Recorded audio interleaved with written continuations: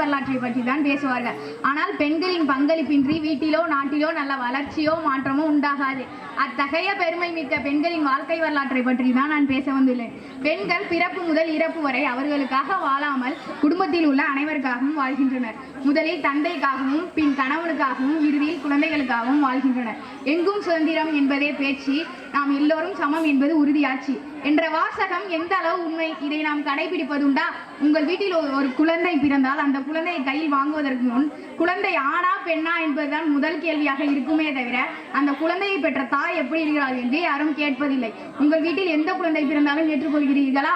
ஆண் குழந்தை பிறந்தால் கொண்டாடுகிறீர்கள், பெண் குழந்தை பிறந்தால் சங்கடப்படுகிறீர்கள். அதிலும் முதல் குழந்தை பெண்ணாக இருந்தால் கூட ஓரளவு ஏற்றுக்கொள்கிறீர்கள். இரண்டாவதும் பெண் குழந்தையாக இருந்தால் கொல்லி போட ஒரு பிள்ளை வேணும்னு பார்த்தா இதுவும் பொண்ணா போன்னு சொல்லி பெற்றோர்களின் மனதை காயப்படுத்துகிறீர்கள். இனி கொல்லி போட ஆண் பிள்ளைகள் தேவையில்லை, மின்தகன மேடை வந்துவிட்டது. ஆண் குழந்தையை பெற்றுக் கொடுத்த மருமகளை ஒரு விதமாகவும், பெண் குழந்தையை பெற்றுக் கொடுத்த மருமகளை ஒரு விதமாகவும் நடத்துவதை நிறுத்துங்கள். பெண் குழந்தையை பெற்றுவிட்டோம் என பெற்றோர்கள் யாரையும் அடக்கிய அளவும் ஆசையில எவருக்கும் அடங்கி போக வேண்டிய அவசியமும் இல்லை. ஒருமைக்கம் தான் கற்ற கல்வி ஒருவனுக்கு எளிமையும் ஏமாப்பும் புடைத்து. இக்குறளின் பொருள், ஒரு பிறவிலே கற்ற கல்வி அறிவானது தொடர்ந்து வரும் 7 தலைமுறைகளை காக்கும் தன்மையுடையது. அத்தகைய கல்வி அறிவானது ஆண்களுக்கு நிகராக பெண்களுக்கு கிடைக்க வேண்டும். ஆனால் அப்படி கிடைக்கின்றதா? பெண்கள் இளம் வயதிலேயே குடும்ப சூழ்நிலை காரணமாக திருமணம் செய்து கொள்கின்றனர். அடுப்பூதும் பெண்களுக்கு படிப்பதற்கு என்ற காலம் போய் இப்போது பெண்கள் படித்தும் திருமணத்திற்கு பிறகு அடுப்பூதி கொண்டுதான் இருக்கின்றனர். என்ன நான் சொல்வது சரிதானே? திருமணம் என்பது பெண்களின் வாழ்க்கைக்கு தொடக்கமாக இருக்க வேண்டுமே தவிர முடிவாக இருக்கக்கூடாது. பட்டங்கள் ஆள்வதும் சட்டங்கள் செய்வதும் பாலினி பெண்கள் நடத்த வந்தோம். 8 அறிவினில் ஆணுக்கு இங்கே பெண்ணிலை இழைப்பில்லை காண என்று கும்மியடி. பெண்கள் பெற்ற கல்வி அறிவானது அவர்களை தொடர்ந்து வரும் சந்ததியினருக்கு கற்றுக் கொடுக்க உதவும்.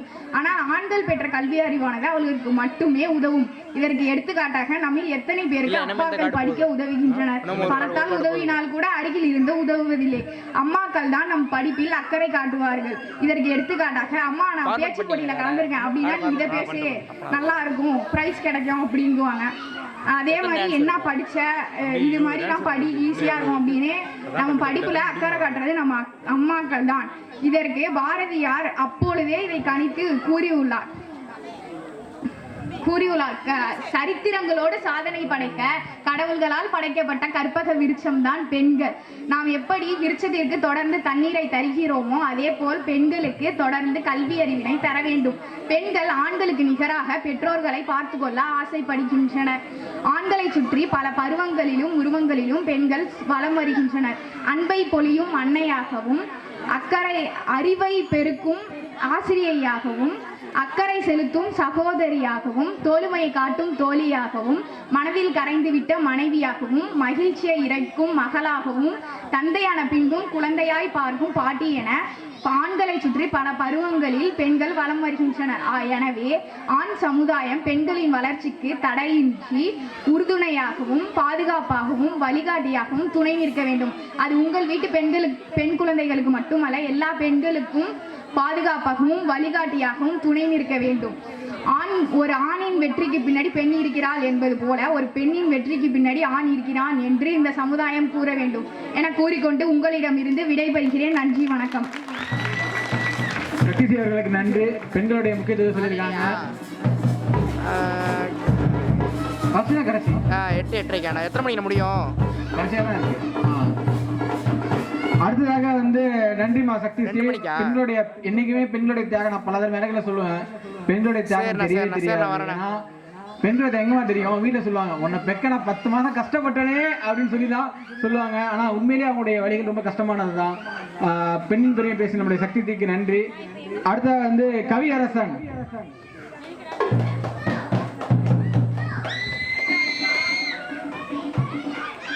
அனைத்துமாய் இருக்கும் ஆண்டவனையும் அன்பையும் அறிவையும் அவையோர் அத்தனை பேரையும் வணங்கி நல்ல கருத்துக்களில் இயங்கி தமிழன்னை மடியில் மயங்கி எனது உரையை துவங்கி பேச போகிறேன். எனது தலைப்பில் இறங்கி நான் இன்று பேச எடுத்துக்கொண்ட தலைப்பு வீட்டை மறந்து நாட்டை நேசிக்கும் இராணுவ வீரர்களுக்கு சமர்ப்பணம். மிடுக்கும் உடையணிந்து நெஞ்சை நிமிர்த்தி உருக்கும் பணி பனியிலும் கொட்டும் மழையிலும் உயரத் தூணிலும் உயிர் கொடுத்து பணி செய்யும் இராணுவ வீரர்களுக்கு இரவுக்கும் பகலுக்கும் வித்தியாசம் தெரியாது. குறையில்லா உணவு உண்டாலும் புழுதி தரையில் படித்து உருண்டாலும் பழைய கால கனவுகள் நீண்டாலும் மனதெல்லாம் கவலைகள் கொண்டாலும் அகன்ற மார்பினை கொண்ட வீரனுக்கு அடுத்தடுத்து வருவது அழைப்பு மட்டுமே. தாயையும் மனைவியையும் பிரிந்து வாழும் நேரத்தில் தொப்பியையும் துப்பாக்கியையும் மனைவியாக நினைத்து மனதோடு சேர்த்து இரவெல்லாம் கட்டிப்பிடிக்கும் நெஞ்சிற்கு தூக்கம் மட்டுமே பஞ்சம். ஏறாத மலையிலும் ஏறினோம், பார்க்காத இடத்தையும் பார்த்தோம், பரபரன்னு சுட்டு தள்ளினோம், சுட்டுக்கொண்டே துடிப்படையும் பார்த்தோம். நாட்டு வெறியில் ஊறிய வீரனுக்கு நாளெல்லாம் நன்றி கூடும் கடமை நமக்கு இருக்கும். யாரும் இல்லா இமய உச்சில் நின்ற நான் தாயை மறந்தேன், உடன் பிறந்த தம்பியை மறந்தேன், மணந்த மனைவியை மறந்தேன், குளித்த கிணற்றை மறந்தேன், படித்த நண்பர்களை பிரிந்தேன். இவையெல்லாம் இந்திய தேசத்திற்காகவே செய்தேன். பாரிய குயில்கள் பறக்கவே, மயில்கள் தோகை விரிக்கவே, செல்க துப்பாக்கி குண்டுகள், ஒலிக தீவிரவாதிகள். தமிழ் அன்னையும் தமிழின் தொன்மையும் என் பேச்சில் இருக்கும் உண்மையும் துணையாக கொண்டு வெற்றியோ தோல்வியோ எடுவரினும் தம் கடமையை செய்வோம். பேச வாய்ப்பளித்து அமைதி காத்து ஒத்துழைத்த அத்தனை பேரையும் சிரம் தாண்டு வணங்குவதே நல்ல பழக்கம். அதுவே எனது வழக்கம். பேசி முடிக்கிறேன். வணக்கம்.